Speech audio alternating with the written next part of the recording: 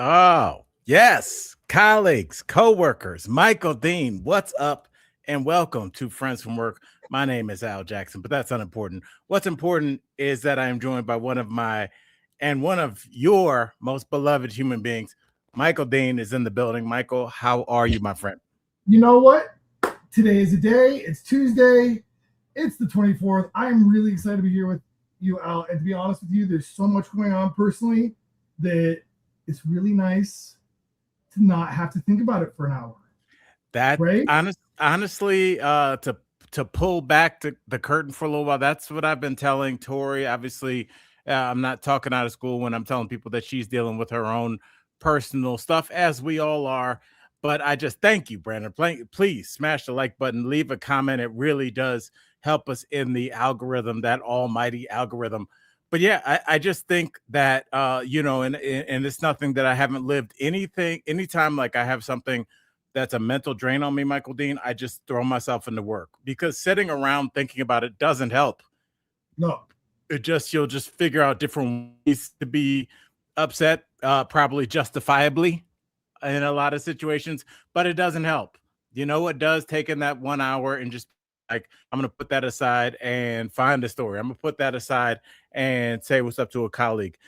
We've got lots of stuff to not put aside, my friend. Michael Dean, I know you have a plethora of stories for us, but I have a couple for you just to kick us off. Before these are what I'll designate as our pre-story. So, Michael Dean, let's do this one first. Did you see the Trump appointee for FEMA and that interview that he had where he talked about? Well, I'm not going to spoil it, Michael Dean. I'll let him take it away. This is the person that's a major figure in FEMA. So just remember that as you take this in, colleagues. House like 50 miles away from where I was. That man who is, yes, talking about teleporting to a Waffle House is Greg Phillips, and he now holds one of the most important jobs at FEMA, overseeing the Office of Response and Recovery. It was an incredibly frightening moment to experience yourself in your car flying through the air. But I tell you, teleporting is no fun. Phillips is a far-right activist, and he now helps determine how the government responds when disaster strikes, coordinating billions of dollars in search and rescue operations and emergency aid. He was appointed to this position in December, and a CNN K-File review of Phillips' podcast and social media history found a long record of extraordinary personal claims. We then tracked down what we felt like were 3 million non-citizen voters, election fraud conspiracy theories, and violent rhetoric towards public officials. You said we know that 3 million illegally voted. Do you have the proof? Yes. Will you provide it? Yes. Can I have it? No. In January 2025, after Trump took office, Phillips was discussing a Trump executive order that targeted intelligence officials who had questioned the veracity of Hunter Biden's laptop before the 2020 election. Phillips said this: I'm going to find you. I'm going to track you down. I'm going to beat the living snot out of you. He then talked about former President Joe Biden. I would like to punch that bitch in the mouth right now. He is a nasty, crappy human being, and he deserves to die, and I hope he does. Phillips first rose to prominence promoting false claims of widespread voter fraud in the 2016 and 2020 elections. The unfounded claims were widely disputed by both courts and election officials. On multiple occasions, Phillips described migrants crossing the southern border as an invading force and urged people to arm themselves. The war is here. They want you dead. They've come here to kill you. Okay, I think that's enough of that guy. Michael Dean, yeah.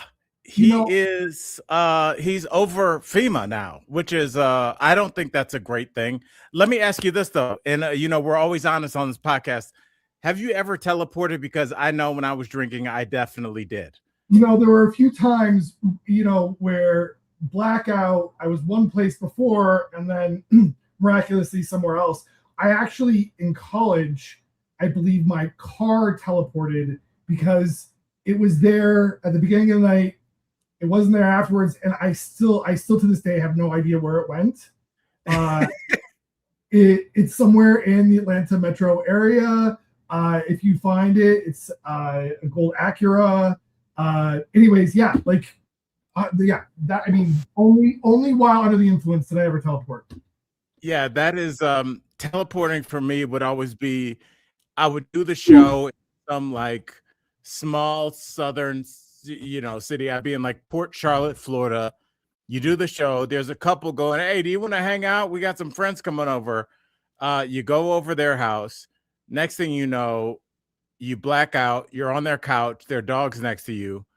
And then some guy you've never met goes, do you want to finish your shot? And then you go, what? And then you hear somebody go, wow, you took that shot and went, and you go, what? And then you black out again, and then you're in somebody's car, and then you wake up again, and you're in your hotel room with your shoes on, in the bed with your shoes on. That's how I used to teleport.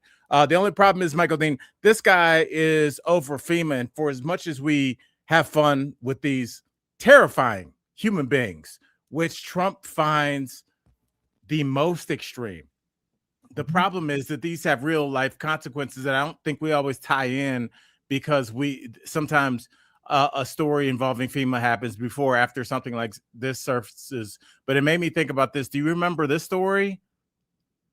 The Texas flash flood at Camp Mystic? Oh yeah, it was that right? Big or didn't respond for like a day in the middle of all this. Yes, they did. They did not deploy the resources at FEMA's fingertips. Some would say that that's all FEMA's there to do, is to deploy emergency resources. And a lot of young girls did not get the critical warning that they needed, because the place, the camp where the camp was located, was prone to flash flooding, and a number of young people were cut down early. I can't even say in the prime of their lives, early at the beginning of their lives, because we have Mr. I teleported to a Waffle House, not even to a church or like something that like would be to a wall. Did you order? Did you tell the waitress like I teleported here? You should phone the authorities. Like, was your car there too? Like, I just have so many questions. But Michael Dean, we don't have time for all that, because I do want to get to my other pre-story of the day. You know me, I love sports, and I love the storylines that go along with them. So Michael Dean, did you see this story? All right. In front of them, you can see a text thread which reads, "A lot of crazy Hispanic fans," to which the woman types out, "All Hispanics, how can they afford it?" Well, that struck a nerve online. News 4. Yes, Michael Dean, your face. First of all, Michael Dean, she was at a San Antonio Spurs game. San Antonio, one of my favorite cities, one of the best sports cities. I went to the Final Four down in San Antonio. San Antonio, I believe, is 65% Hispanic. So it's weird that she's at a game like, what's up with all this? And also, if you're going to be typing racist stuff, can you not do it in 89-point font? What are you using? Horizon? Yeah, what a come on, bro. What do you do? Like, but like I said, San Antonio. That's the phone version of a hot mic. Absolutely. That is a hot mic. And typing as slow as somebody, I believe there was one finger being used at one point. The best thing about San Antonio, besides the fact that it's one of the warmest cities in the country, the team released this statement, Michael Dean, which I thought was really cool. Let's get this racist out of the way, and let's put this up. Basically, it's saying all of us in the Spurs organization are proud to live in San Antonio, a city that shines and thrives because of the culture and contributions of our Latino community. Damn right. Inclusion is a foundation for the San Antonio Spurs, and we strive to provide an environment in our facilities and across our community that celebrates belonging and respect, regardless of race or ethnicity. Por vida. And I believe is that for life? Please, yeah. I hope. Yeah. Okay. I just, Michael Dean, I'm really interested in this woman because she clearly is not a fan of the minorities, right? Okay. That's your business. So where do you want to go? Let's go to a basketball game. Who's going to be there? Probably lots of black guys. Okay. She's probably not a big fan, but don't worry. Not only does the San Antonio Spurs have a bunch of black dudes, they also have a 7'6" black guy from France. So he's also a foreigner. So she is just, and she's surrounded. I'm like, ma'am, why are you there? But I will say this, Michael Dean, it did lead to a lot of, let me get rid of this. It did lead to a lot of like really kind of cool, like now they're selling t-shirts, and it sparked this whole fan craze where people were just saying, and a lot of the fans, most of the fans that I saw were saying, we don't want her banned from the stadium. We want her to come in and become a part of our family. So I thought that was really dope. You know, here's my take on this, Al, and this is coming from a personal perspective. So, you know, I grew up here in Denver, and I had one experience of minorities living in this city. And I was so sheltered and only saw one thing. And then I went to school in Atlanta at Emory, and the minority community is the majority community there, and it's completely different. And it was completely different from what I had grown up with. And I went there with my biased, prejudiced self, and I was shocked by what I saw because I had never seen it before. I really hadn't, and I had all of these thoughts in my head that if I were to say them out loud, would have sounded just as ignorant as this woman. It was because it was just because of where I was raised, what I knew, and I think having an experience where you like get to see people in new light and be like, oh, it's not like all I see on TV, or it's not just like Fox News presents it. You know what I mean? Like there's a different reality out there that I don't know. People should be allowed to grow and open their perspectives and be like, oh, maybe I was like prejudiced or biased or didn't know better before. So I don't know. Maybe I just believe humanity can grow and that like people are capable of change. I don't know. I just hope this woman ends up I don't know. I think you hit it on the head. You're speaking for all of us. Everybody comes into this world with biases and preconceived notions because you haven't experienced yet. And it doesn't always have to relate to people. A lot of times you go, I don't want to go to a glass blowing festival. That sounds, and then you go and you're like, I might do this for a living. You don't know until you get there what you're going to like. So up until that moment, you're going on what you've previously been exposed to and how you feel about that. And a lot of times, people like this woman, people like yourself going down to a majority black city, is you're going there with only what you could be going there with, which is the what you know and what the people that have been tasked to guide you through this life have told you. But you were able to overcome that programming and say, wait a second, the stuff that they're telling me isn't checking out. And you were able to rewrite your programming. And I appreciate you sharing that because it's hard to admit. It's hard for any of us to admit that we have biases. So I really appreciate that. That takes a lot of courage. So Michael Dean, why don't you kick us off into our first story of the day? Hold on, let me hit you with this and let's get to it.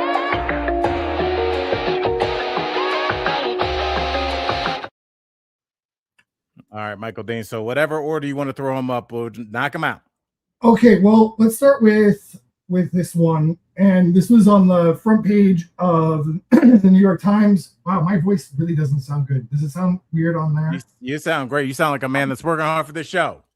Okay, so the Saudi Crown Prince apparently is calling Trump and pushing him to keep the war going in Iran. He thinks that this is a historic moment where we can create change, and he wants Trump to continue to instigate this change, whatever that's going to be, and somehow it's going to be better afterwards.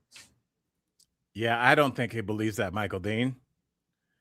I don't think he believes that. I think that he's pushing Trump because and this is just my opinion.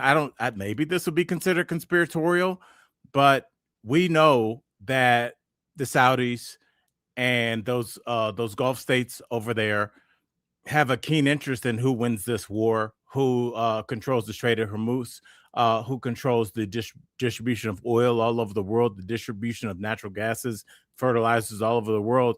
And maybe they don't want it to be the U.S. If you really didn't like somebody and you wanted to see them get beat up, wouldn't you say, hey, you see that big football player over there? Why don't you go smack him in the back of the head at lunch and just, you can take him.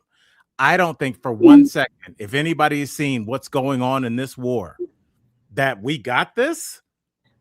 I don't think anybody could be thinking that. And so I think that, one, why are we listening to the Crown Prince of Saudi Arabia, except for the fact that we've taken a lot of money from him? Jared Kushner took $2 billion, in fact, but also, like, who cares what he thinks?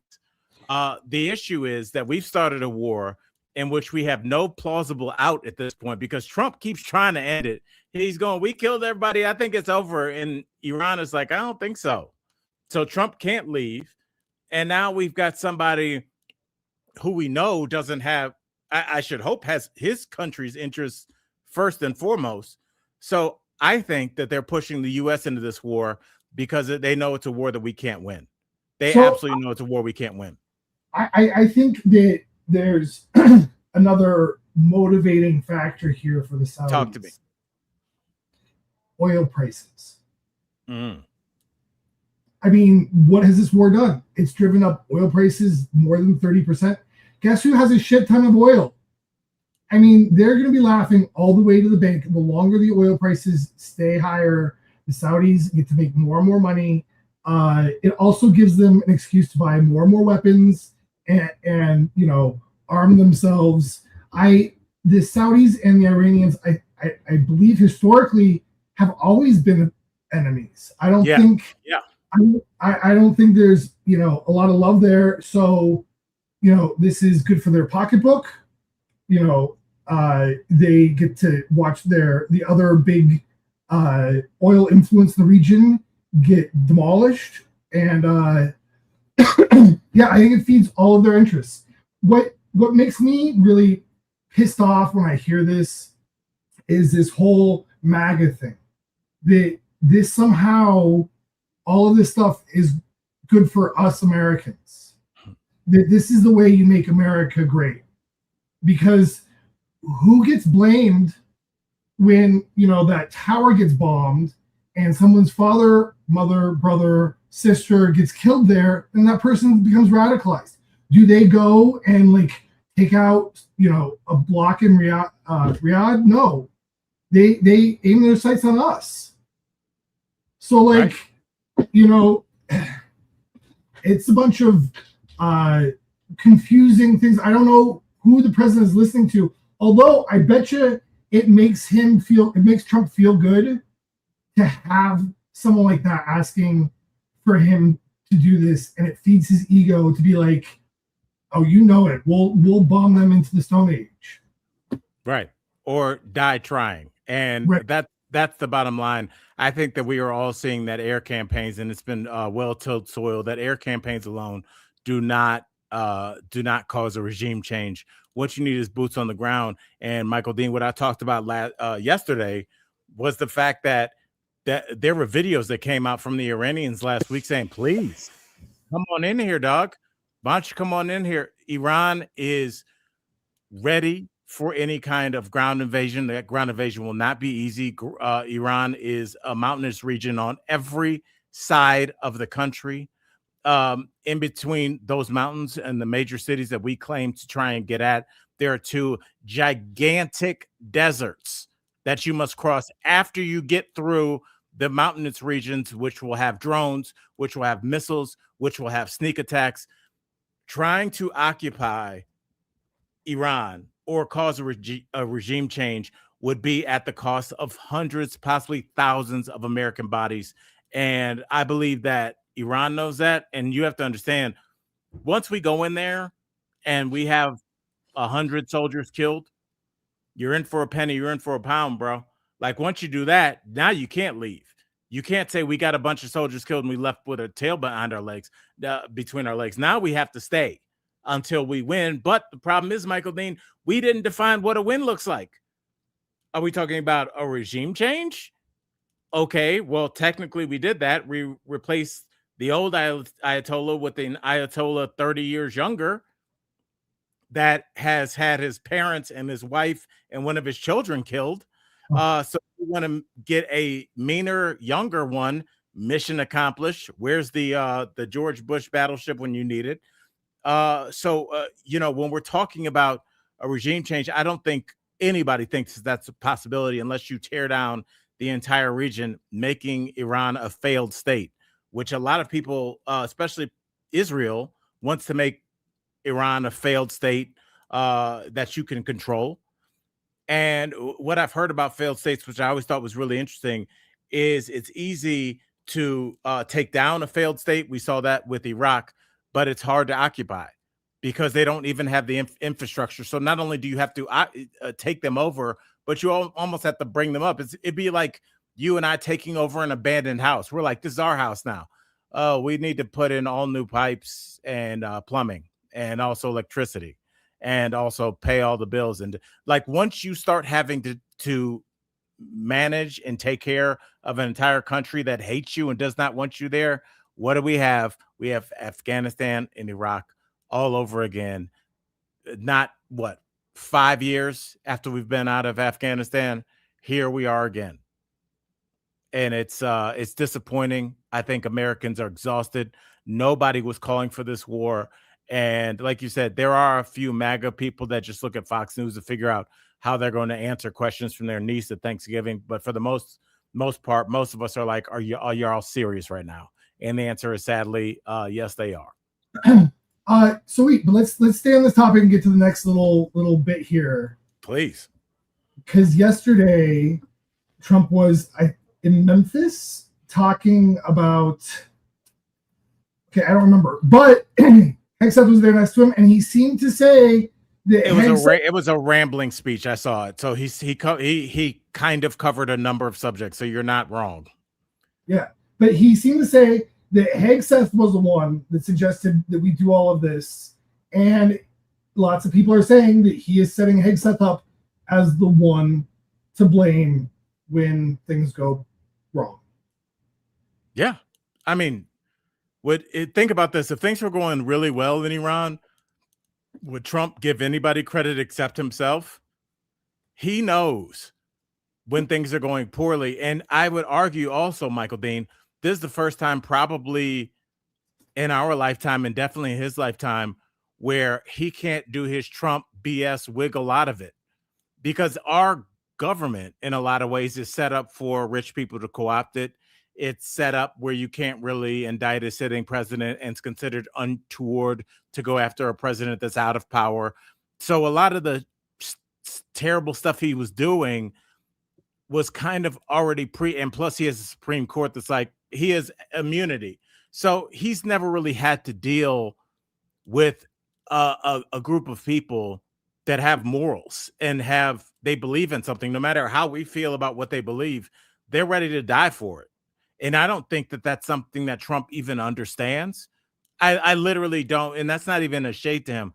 I don't think he has any core belief that he's like, I'm ready to stand 10 toes down on this, and I'm willing to die for it.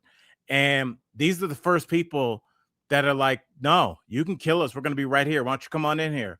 And Trump's like, well, the war's kind of over. And they're like, no, it's really not. Why don't you come over here?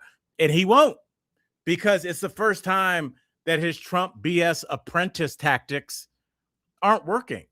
And he doesn't know what to do. He keeps trying to end it. He keeps trying to say we're talking. He keeps trying to say they're scared. He keeps trying to say we killed other leaders, so we can't negotiate. He keeps trying to say, well, the ones that are still alive keep calling us. They're like, we haven't talked to you at all.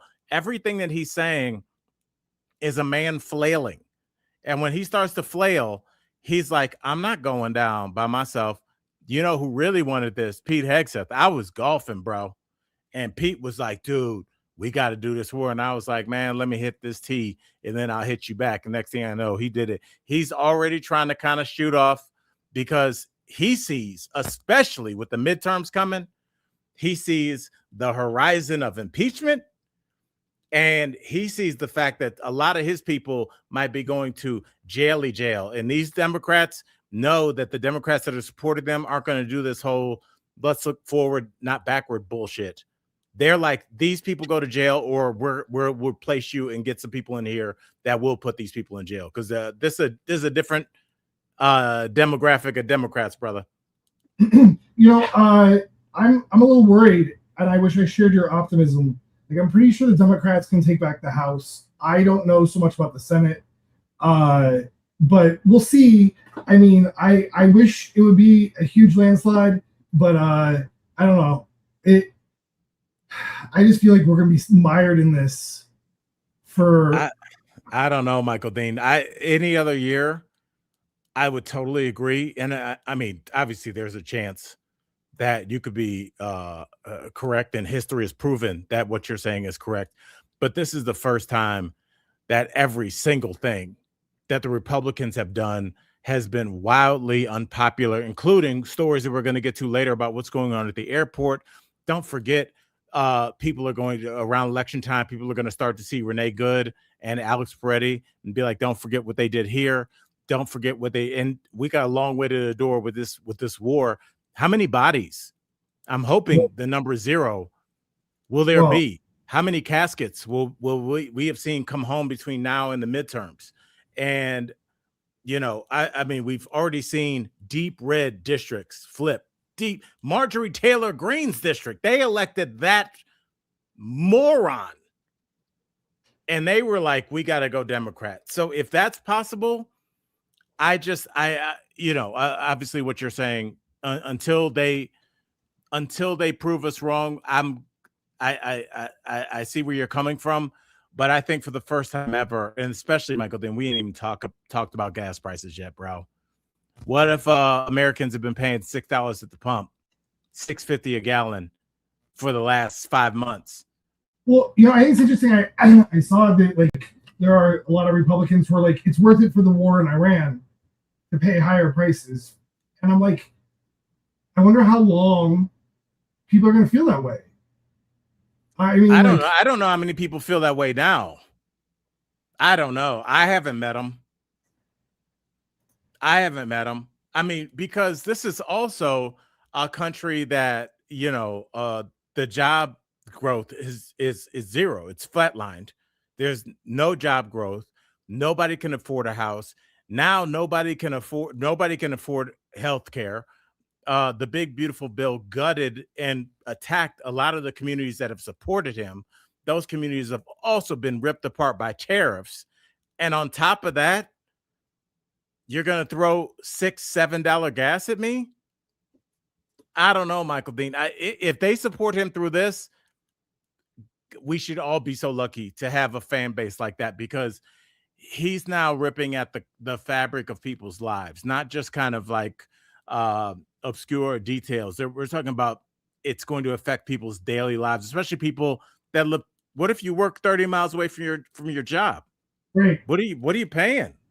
Well, and also farm workers. Yeah. Not farm workers, but all the farmers, because they're screwed by the tariffs, and now it costs so much more for fertilizer and for diesel. And I mean, like, they just get screwed every chance they can by Trump. And don't forget, he also terrified their workers away. Don't forget that. He directly went after their workforce. So yeah, I mean, I wish it made more sense to me why people don't vote for their economic interests, but I also don't think Democrats do a great job of explaining how they're going to make things affordable either. Yeah. Hey, Al, question for you. Sorry to move on. Yeah. Where do you think the wait is the longest to get through security in America right now? Oh. All right. I'm thinking where are a lot of people going through? I'm going to go with Dallas or Atlanta. Wow, Houston. Okay. All right. Yeah. Close. I mean, you said Dallas. It is 3 hours and 20 minutes right now to get through security at Terminal E in Houston. It's 51 minutes at Kennedy in New York. Everywhere else seems pretty reasonable, but I've been watching this all day. Houston and Texas in general have the worst wait times. And I mean, what are we doing about it? oh, I mean, I know that we've got our best and brightest on it, right? Don't we have our boys in off blue? ICE is there. Untrained, stupid, literally a visual trigger for many Americans that haven't forgotten way back to Minneapolis, which was 3-4 months ago.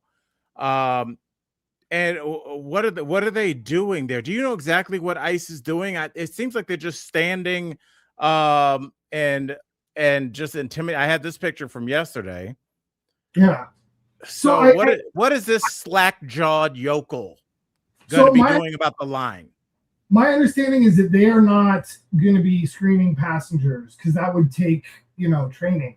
That they are going to be standing where TSA agents normally just stand and guard. So yeah, I think that's their job, is to stand and look menacing with really big guns that make up for really small other appendages. Well, Michael Dean, what do you think about the not so conspiracy theory that this is just a dry run for the elections? I heard that. Yeah. I heard that. Yeah. Well, I think maybe they should just ICE, TSA election workers. They should just make all one big batch. Right. I mean, maybe, but I don't think TSA wants to be associated with them. First of all, TSA are they a yeah, they are. I guess they are a government-run organization. But the idea of your plan is we're not going to pay TSA. Okay, we're going to defund the government. We're not going to pay TSA. We're not going to pay our air traffic controllers. We also had a fatal collision. I believe it was it yesterday, the Air Canada flight. Oh my God, how is that? Yeah, I mean, let me ask you this before we get back into how comfortable do you feel flying? Usually very comfortable. Yeah. I generally feel like you're more likely to get into an accident on the way to or from the airport than you ever will flying. And so I feel like if I made it to the airport without getting in an accident, I'm good. Yeah. And now I just don't know. It's just like, it's amazing how, and I kind of go back to our DBL days where just like all the conservative people, on camera and off camera were like, you're blowing everything out of proportion. It's not that bad. And now here we are 2 years later, and it's seeped into every single aspect of our lives. I was at your birthday party, I was talking to friends that work at other stations, and subsequently that Sunday or Monday, my mom sent me an article saying that Tegna, our old parent company, has been bought by Nexstar. So now in Denver, Nexstar owns Fox, NBC, and CBS, correct? What do they have? It's KDVR, and I don't think it's CBS, but it's Fox and NBC for sure. And I think they have another station, like I forget what it is. Right. So one company here has 50% of the mainstream television market, to the point where I heard that the NBC and Fox buildings are just going to be in the same building. They're just going to consolidate. And it just made me think about, go ahead. Sorry. They own KDVR, which is Fox 31. They own CW2. They own KUSA TV, which is the NBC station. And they also own KTVD, which is the My 20 my TV 20. So that is 4 different stations here. And Yeah. it brings them to 80% in America. So one company just in one city has 4 stations. You know what it made me think about, Michael Dean? Really what this country is kind of the illusion of choice. It's like when you go, should I go to TJ Maxx, Marshall's, Ross, or Nordstrom's Rack? And you find out they're all the same company. When you find out that Pepsi also owns 7-Up and Mountain Dew, and it's like you really don't have a choice. You have one company with a number of different subsidiaries, but they're all kind of the same thing. And our choice in different airlines has gone away. There's not as many carriers. If you'd like to watch television in the Denver area, which is a major American city, one company will has their say over 4 of those stations. And if you really want to get deep into it, the other station is CBS, which is owned by Larry Ellison. And Larry Ellison will also own CNN and Comedy Central and HBO as well. So that's one man and one company that own how much of and he owns TikTok. We are at the period. We are here. This is authoritarianism. It's not even light. It's just like not in your face. They're just not making you call the president the grand leader. But this is what it looks like, y'all. This is what it looks like. TikTok, and also with the situation where you have with TikTok, Twitter, Zuckerberg, with Instagram and Facebook, they also control the algorithms. So they control what you see in your feeds. And that's why we always tell you guys, tell a friend to tell a friend, because we are obviously not bowing and getting on one knee for the dear leader. So our content is not going to be elevated to the top. There's a reason that I almost name some people I know. There's a reason why certain creators got really big. A lot of comedians got really big with no comedy. Don't you think that's really interesting? A lot of these comics, other comics, Chris Rock is a comic. No matter how you feel about him, Dave Chappelle's a comic. Robin Williams is a comic. How are all these comedians so big with no specials, no stand-up, no quotable jokes? It's because the algorithm knows that they speak to a targeted demographic and they shoot them to the top. Shout out Spotify, who is also owned by a Chinese company that might want to see America fall. Tencent, which owns a lot of Spotify. Shout out to Hank over there holding it down. There's a lot of corruption. So just keep your eyes out. And also, if there's content that you guys like, whether it's ours or other people that are trying to, at least as we're being swallowed into the belly of the beast, trying to hold on to the sides of the cheeks, make sure to give us a shout out. I'll just real quick about your point. I thought it was really interesting. So Amazon released that Melania documentary, and they immediately put it at the top. They're number 1 for their movies, like the top 10 movies in America, was the big Melania one. So it was the very first tile you saw. And I was just thinking, like, I don't know, do you think they just put it there so people thought it was popular and they would click on it, or what? Because I can't imagine that all of the, Amazon Prime Video viewers are like, oh my God, it's finally out. Let's go watch Melania. It's the same thing where they just shoot them to the top because guess what? They spent a lot of money on it and they're trying to recoup it or make it make sense. I don't even know that they're trying to recoup it, Michael Dean. I think that we saw, especially in the last year, just blatant bribes. If I say, Michael Dean, Sarah and I are looking to sell our car and we're trying to gain favor with you, Michael Dean, and we say, you know what, Michael Dean, we're going to sell you our car for $7. And you say it's worth more than that. Well, why would we be doing that? It's because we're trying to gain favor with you. It's not about like, wow, Alan Sarr got really ripped off. we know what things cost. Why would a Melania documentary that nobody wanted be the most expensive documentary in history? $40 million, 30 of that she pocketed. Right. For what?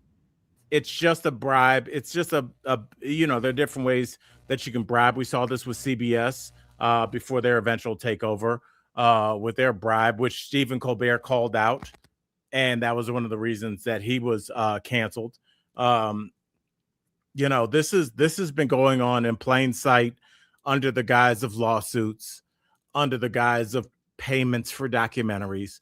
But, there's a reason they went and got Brett Ratner of the Epstein Files fame to direct this. The irony, Michael Dean, that Brett Ratner, who's in the Epstein Files picture with that Jeffrey Epstein, is making a documentary about Melania, who's also in the Epstein Files, and shows her interacting with her husband, the president, Donald Trump, who's also in the Epstein Files. It seems like a normalization and a whitewashing of the fact that we're looking at people that have, it seems to be, well, in Trump's case, credibly accused of sexual assault, and also plausibly accused by the findings of the files, for as difficult as they try to make them to decipher. So, I mean, what we're looking at right here is half of our cabinet, the Commerce Secretary. How many Republicans aren't in there? And let's work backwards. I mean, this is really, really disturbing stuff, and it's been so normalized that we just kind of wash over it. But some really untoward things are happening with our government, and we're seeing them discussed or not discussed. In the case of CBS, did you see that last week on 60 Minutes? You know what they covered, Michael Dean? No, what? Tell me. It wasn't the war in Iraq. It wasn't what's going on at our airports or what's going on at the gas station. They were discussing whether changing certain things in a dog's genome could help it live longer. Oh, That's what CBS is covering. During the most tumultuous time of our adult lives, CBS is going after the news that everybody else is scared to talk about. So shout out to Barry Weiss. you're wrong. It wasn't just dog longevity. They also talked about, ready for this? Yes. Rare earth mining and the U.S. shipbuilding crisis. Yeah. So, I mean, it's what everybody's talking about. Those weren't even on my on my menu card for top concerns for 60 Minutes. Yeah, it's so blatant and it's so corrupt that it's almost not to be discussed, and it's almost so embarrassing. I do hope that we make it through this period, so there will be documentaries made about what happened right now, and how it will not be repeated during my kids or y'all's grandkids generation, because this is what happens when things get out of control and there's no credible opposition. I see who is it? Hakeem Jeffries is on a book tour. I'm like, good for you, brother. Hey, he ain't got nothing else to do. It's not like anything else is going on. Good luck in your tour. I'm going to go to Barnes & Noble and buy one and throw it at you. You bum. Let's do the next story. Okay. Let's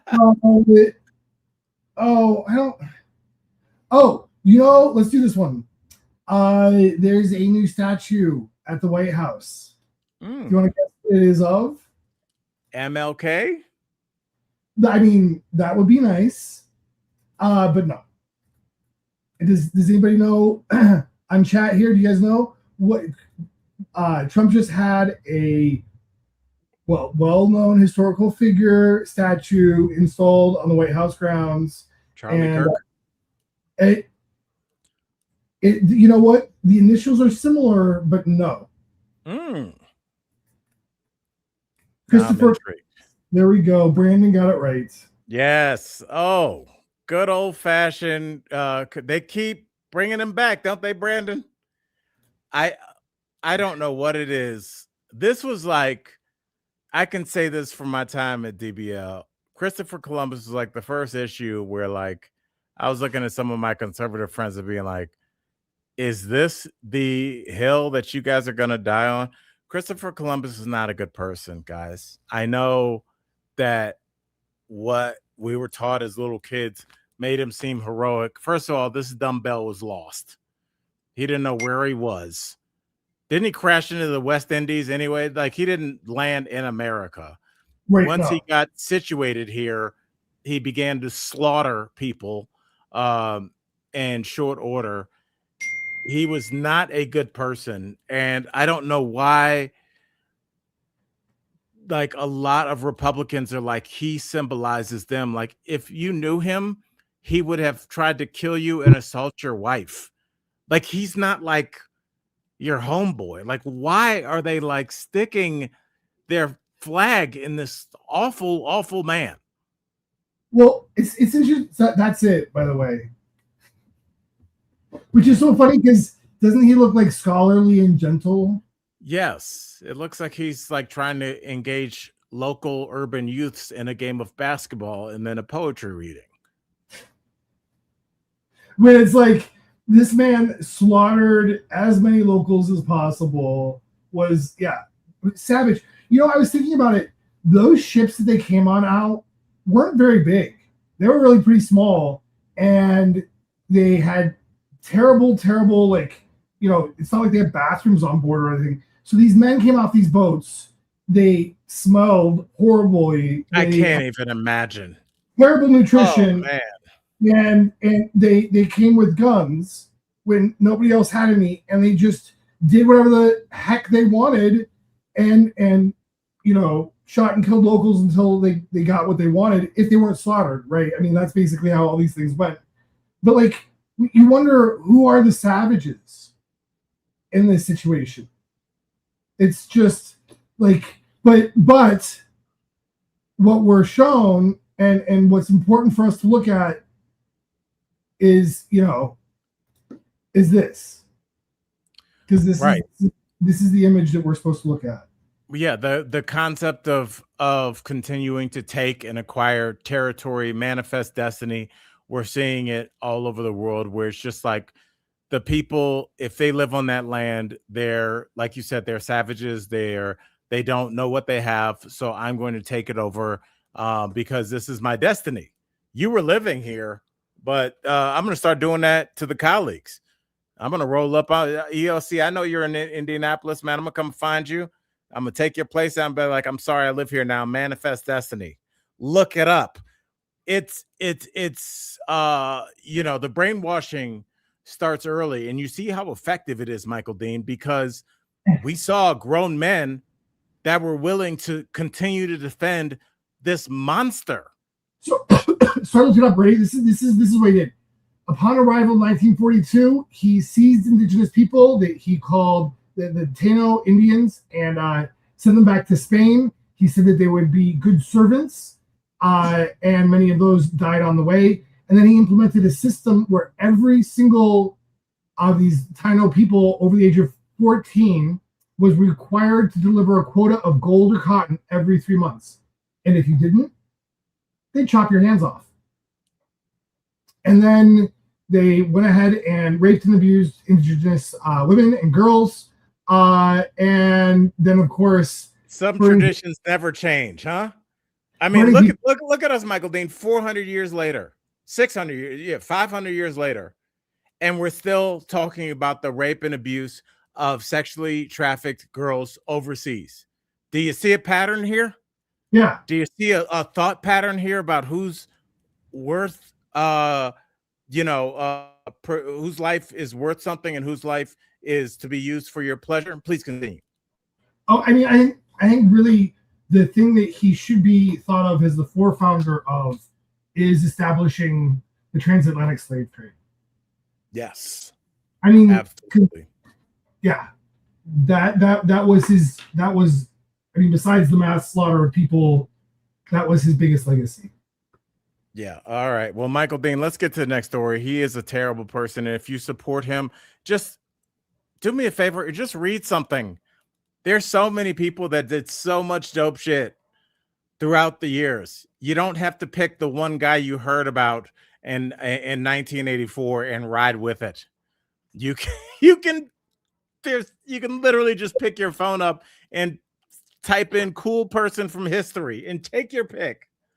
So This is kind of going backwards, but here we go. Delta Airlines has cut off VIP treatment for members of Congress, trying to get them to reach an agreement to pay TSA workers.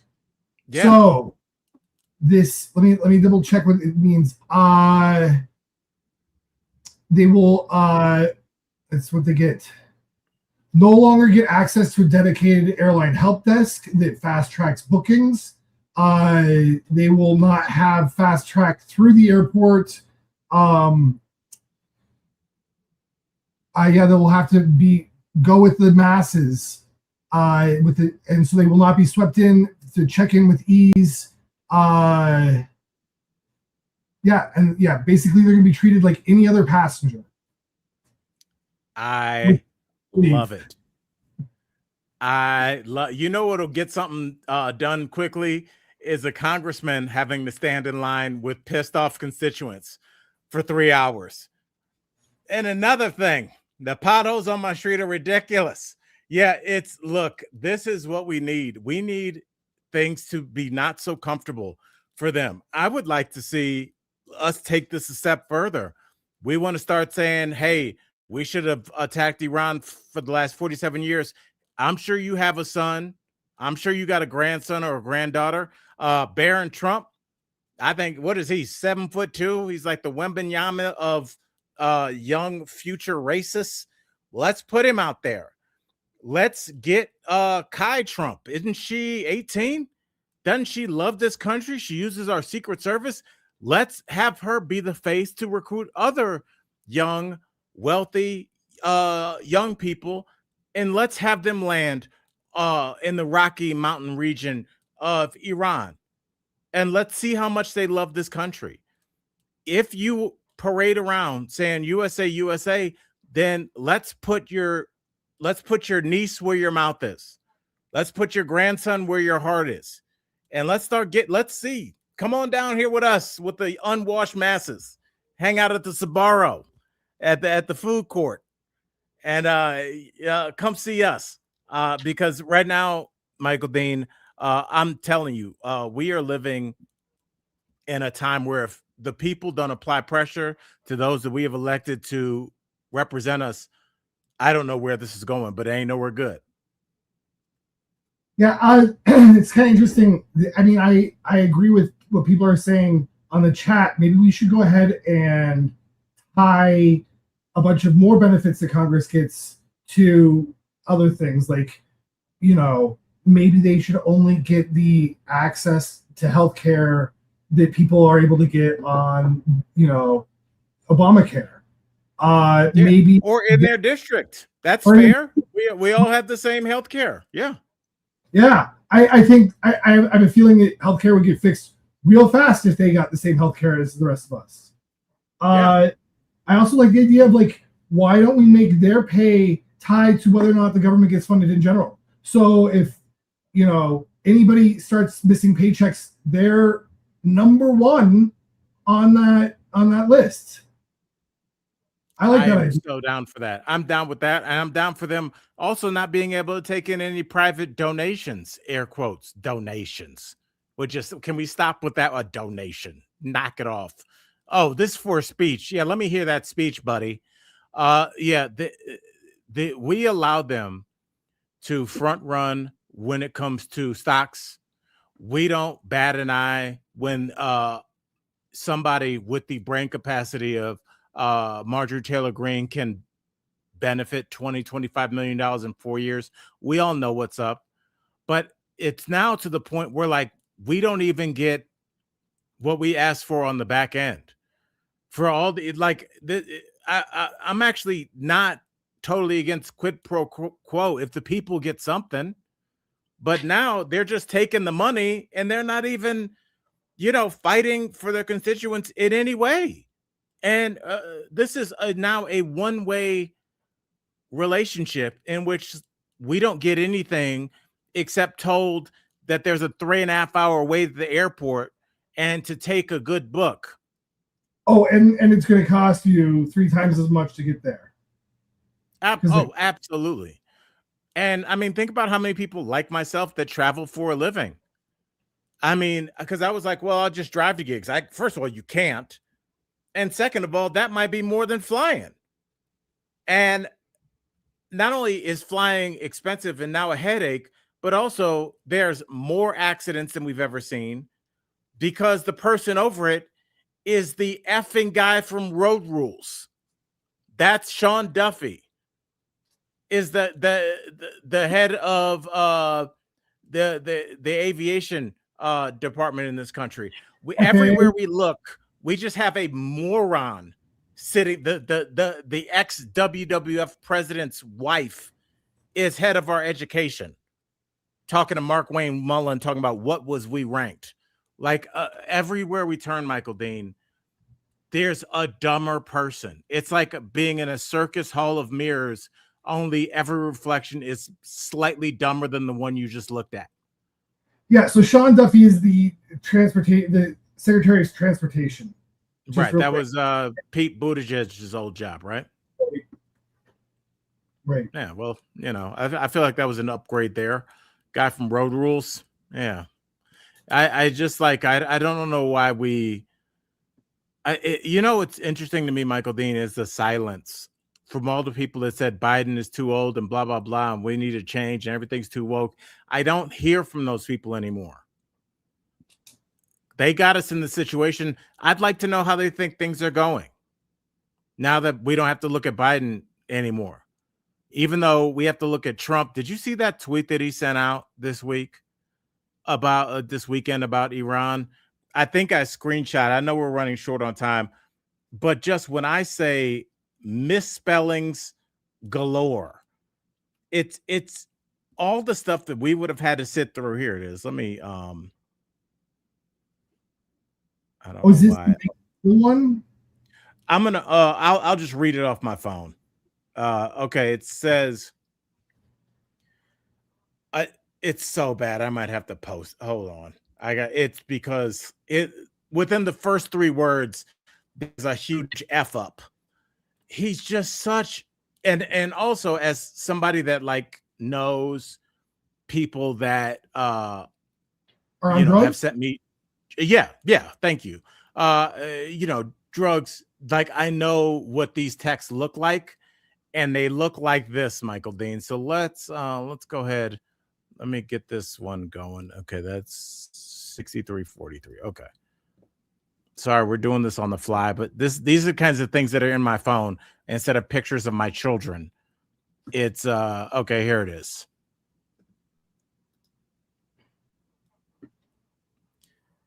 I am pleased to report. I am pleased. So good news, Michael Dean. He is pleased to report that the United States of America, comma, and the country of Iran, comma, have had, comma, over the last 2 days, comma, very good and productive conversations regarding a complete and total resolution of our hostilities in the Middle East, period. There's a period. We've been waiting. We've been waiting on a period. Based on the tenor and tone of these in-depth, detailed, and constructive conversations, Yeah, no, this is the, Broom Rich. Yes, this is the known to be of the East kind of witch. This dickhead, which will continue throughout the week. I have instructed the Department of War to postpone any and all military strikes against Iranian power plants and energy structure. Commas are just doing so much work. I don't like that he ends everything with "Thank you for your attention to this matter." What are we? What is it? A bathroom that's out of order at a Walmart? Like, you don't have to end all your tweets like that, you moron. Okay. So, Michael Dean, this is the world we live in, and I just don't hear from the two woke people. Remember, the world was going to hell in a handbasket because you couldn't grab a coworker's ass cheek during office hours. Remember how you guys fell out about that? So you went out and elected this felon fresh off of a coup and a legitimate sexual assault conviction, I don't hear you guys now. I'm so annoyed with these strident men and women that are now suddenly silent, Michael Dean. Where are they? I would love to have a little chit chat. Yeah, you know, it's hard because both sides do this, but you are super critical of the other side and yours can't do anything wrong. And the hypocrisy of pointing fingers and the same thing happens on both sides. It's ridiculous. It's just seems to me to happen a whole lot more on one side than the other. And, another great example, this was a story we didn't get to, but Trump's assault on mail-in voting, when guess what? He votes by mail-in voting. So, what do you do when your base doesn't care? I would do that too.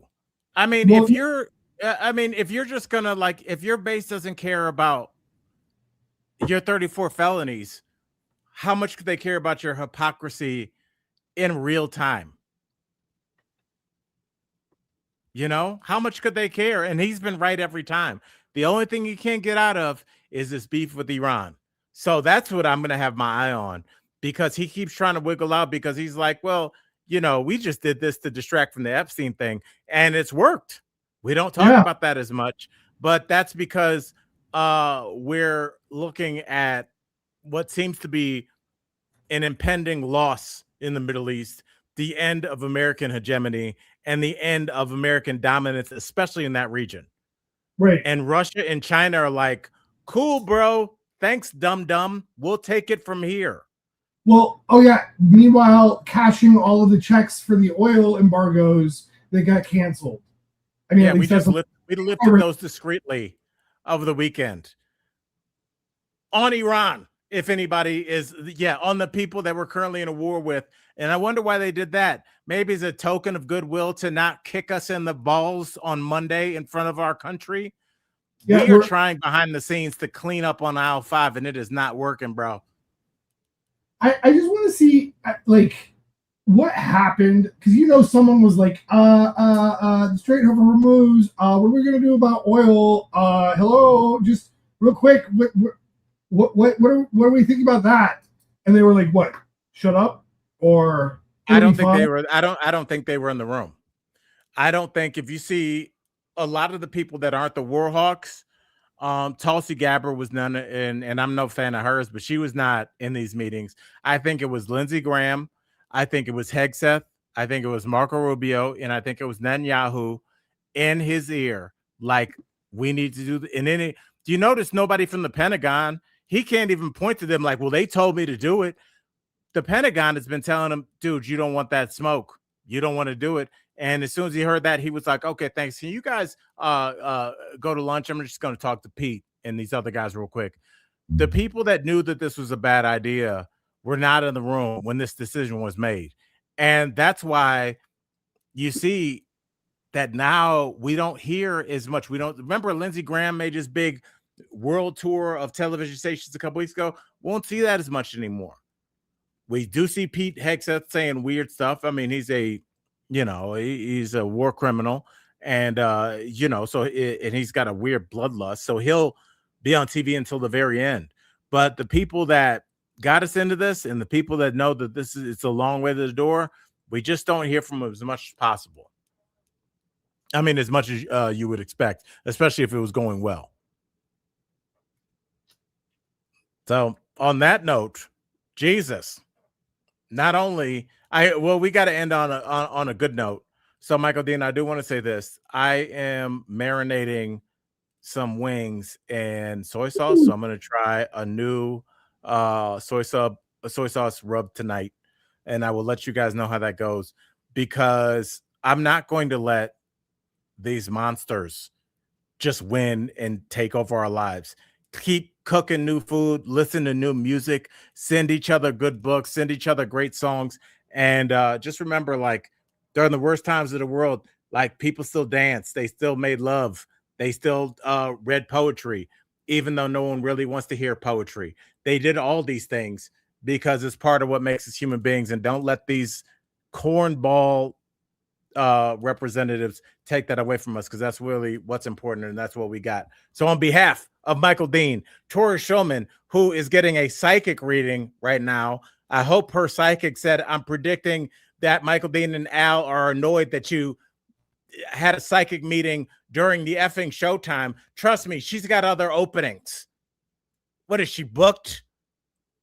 So on behalf of Michael Dean and Al Jackson and Tori Psychic, who I'm sure feels that I'm talking about her right now because that's a real occupation, I will say this, colleagues, I love y'all. I will be here tomorrow, and we'll be back with the show on Thursday. Michael Dean, I love you, and I love ending the show on a cough. Thank you for stepping up and doing the show today. I don't know where we'd be without you, man. Love you, bro. Love you too. All right, we out.